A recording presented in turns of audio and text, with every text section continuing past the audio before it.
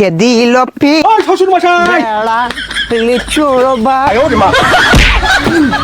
ওই শ্বশুর মশাই ওই শ্বশুর মশাই ও জামাই বাবু কি সমস্যা?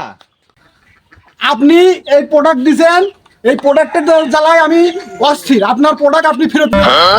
বিক্রিত প্রোডাক্ট ফেরত হয় না, তাছাড়া আমাদের কোম্পানির যন্ত্রপাতি সব নষ্ট।